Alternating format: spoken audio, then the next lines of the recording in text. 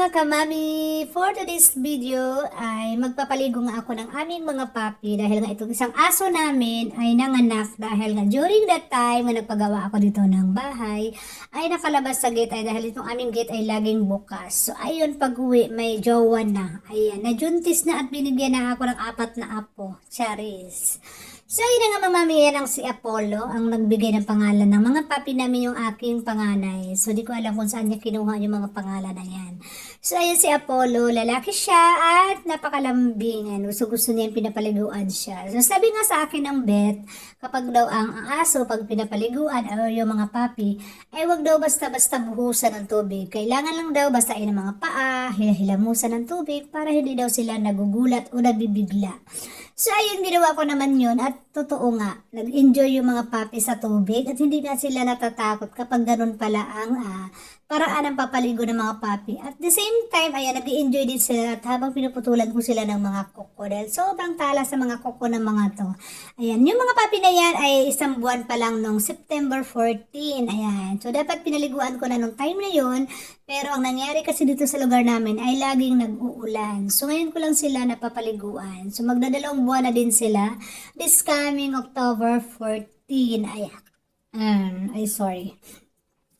And then nga sa same lang din sila ng procedure, ganyan, ligo-ligo, o diba? Kahit basang-basa na ako dyan. After ko nga mag-atid ng aking anak kids sa school. So, naisip ko paliguan ng mga puppy dahil nga mainit ang panahon. So, ayan, basang-basa na ang lola. Ayan, kasi nga nag-i-enjoy ako sa pagpapaligo ng aming mga puppy dahil nga napamahal talaga ako sa mga aso. During the time kasi, yung aso ng asawa ko, ang pangalan ay Jerry.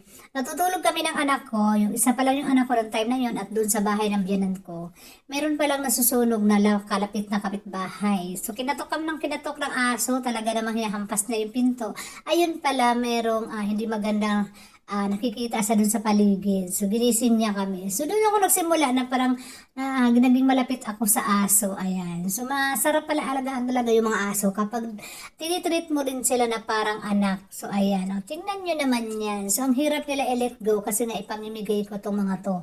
Pero yung mga anak ko ay ayaw. Nag-iiyak sila kasi nga mahal na mahal nila yung mga puppy. So, matrabaho naman talaga yung mga aso, mga kamami, diba? Sino may mga aso dyan? Dahil ang treat mo talaga na ay para mo siya lang mga anak.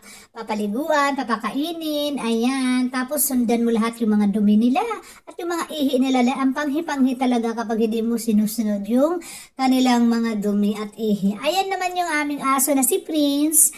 Ayan si Prince, napakabait. Ako, ang tawag nga ng biyanan ko dyan ay Pepe. Dahil hindi man lang halos tumatahol. Ayan, kahit may magnanakaw na dyan. Pero itong isa, ng nanay ng mga papi, sobrang tapang naman yan. Matahol pero hindi naman siya nangangagat. Ganun lang siya.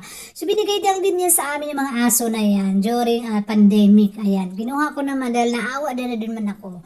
Pagkatapos nga yan, mga kamami, ayan, yung dati pa namin yung stock dyan, yung may mga aso nga kami, yung powder na ilalagay para makaiwas ng mga butlig-butlig at yung mga kuto sa mga papi. Kasi nga prone sila sa mga bakterya.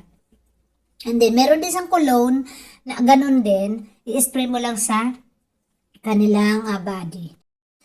So, yun na nga mga kamami. So, hindi ko lang mabilang talaga kung nakailang aso na kami. I think naka 18 aso na kami. Namamatay na lang sila sa katandaan nila.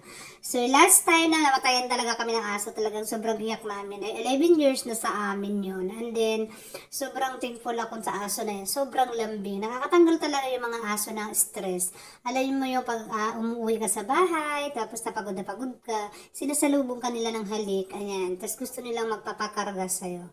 So yun, nagsimula nun, parang hindi na kami nawala ng aso dito sa bahay. Lagi na lang kami may aso, ayan. Siguro talagang blessing yung aso sa amin. Kasi ayan, tingnan mo naman yan, yung mga puppy na yan. Kapag hinihimas-himas ko sila at kinakarga, ako, nakakatunog na yan dyan sa paahita ko. Ayan, lahat yun ng mga aso na yan, natutuwa ako kasi sobrang lambing nila, hindi sila yung alam mo yun, pag pinapaliguan talaga sila at hindi talaga sila nagwawala. So, madalas kasi noon, hindi ko pa alam kung paano ko paligo ng aso. Kasi ako binubuhusan ko bigla. Kaya pala natatakot yung aso. So, ngayon, meron na talaga akong knowledge kung paano mapaligo ng aso. So, ganun nga lang pala talaga. Basain mo na lang ang paa, hila-hilamusan ng konti ng bahagya ng tubig para hindi pala talaga sila mabigla.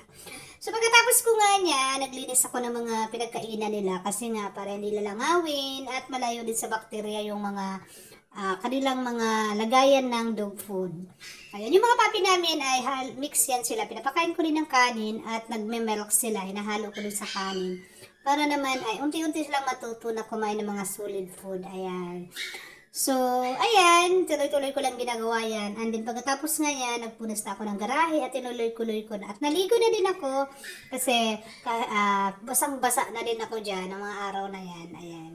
So, ayan yung mga papi namin dyan ay nakakatulog na. So, sobrang nasarapan na sila yung pakiramdam nila kasi bukod sa naligo na sila, ayan o, diba? Masarap sa pakiramdam kapag bagong ligo ang mga papi. Oh. Sobrang bango na nila, ayan, kahit ay lagi mo na silang hinahalik-halikan. Yung mga anak ko pa naman, Diyos ko, sobrang mahal din ng mga papi. So, tinatali ko muna itong nanay dahil itong nanay ay tawag nito, makulit, gustong-gusto lumabas, and then yung aming gate ay kinakalkal nila, kaya natatanggal yung mga pintura. Lalo na itong si Prince namin, ayan, gusto laging labas yan. Kasi tuwing hapon talaga, ay pinapalabas namin yan doon sa park, or doon sa mga tabi-tabi lang. So, gusto nilang gano'n, ng mga pasyal-pasyal lang. So, kailangan daw talaga palagi aso, ay ini-exercise yan. Ayan. So, hindi ko na yan pinapakawalan, kasi nga, baka nangahabol yan ang kapwa aso. Ayan. So, ayokong maka-perwisyo sa kapitbahay. So, ganyan lang. Dito lang sila sa loob ng bahay. So, may time talaga nilalabas ko sila at pinapasal namin sila sa bukid kapag naglalakad kami. So, pagkatapos ka naligo na din ako, ayan, kasi susundo na ako sa aking mga anak. So, thank you for watching. Sana nakakuha din kayo ng idea kung paano magpaligo ng aso. Bye! Salamat sa panonood.